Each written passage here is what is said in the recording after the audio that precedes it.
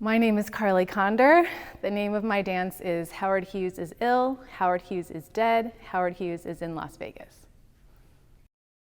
The subject matter of this dance is based on an essay by Joan Didion, and the essay is primarily about the character, the persona, the icon of Howard Hughes.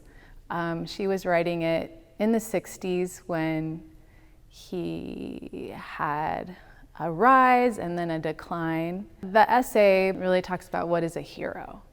And so it just struck me really strongly, kind of living in this time, kind of reading about how she was grappling with how the American people have shifted their idea of what is heroic. There's a lot of interesting things that I found about what is public, what is private, what is a willing hero and what is an unwilling hero in terms of what people respond to.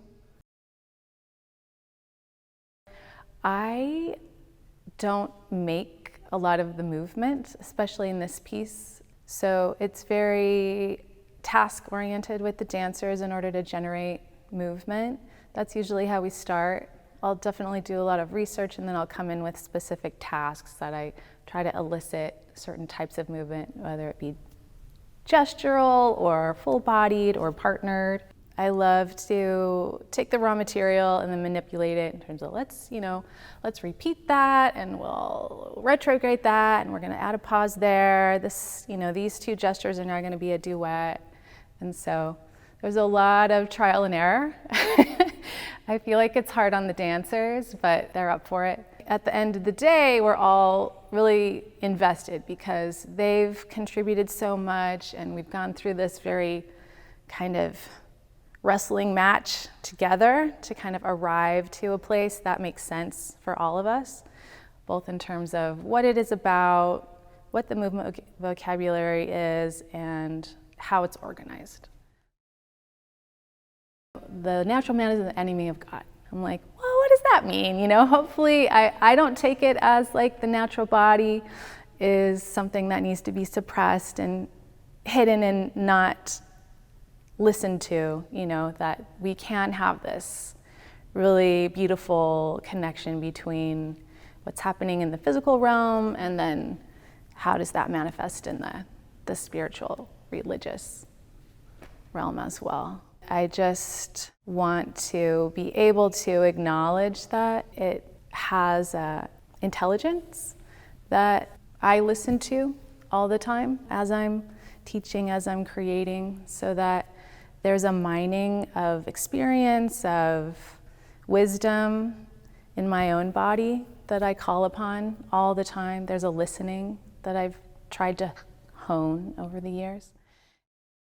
I was thinking about COVID, just how this massive worldwide disaster, is all about the body. That this, it's a virus that affects the body. So all of a sudden economies are, affected and mental health. And so now in a real way, I feel like the whole world is like, oh, this is important. In this very digital culture where, I'm pulling my children off screens all the time, I have to be like, this is a real tree and this is a tree on a screen. Like, they're not the same thing. These are two different entities. Then all of a sudden, they're not able to go to school or do all the things that they love. Yeah, it's very, very interesting to me that there's almost been a reckoning in a way of, like, oh, maybe we should think about this. Maybe this is important to everything, so.